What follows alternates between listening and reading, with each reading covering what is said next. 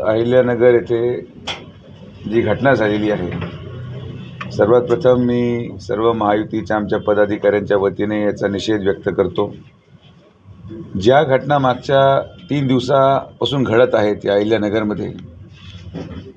पोलिसांना धमकवण्याचं काम केलं जातं आहे, सुशासन राहिलेलं नाही। आणि हेच आम्ही सांगायचा प्रयत्न करतोय की ज्या नेतृत्व आज पोलिसांना धमक्या देतोय, अशा प्रकारचं वक्तव्य केल्यामुळे त्या नेत्यांचे कार्यकर्ते मध्ये अशी भावना जर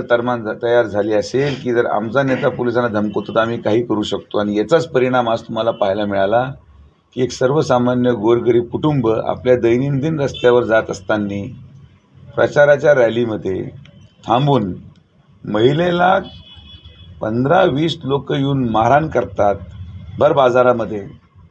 ही अहिल्यानगरमध्ये घडणारी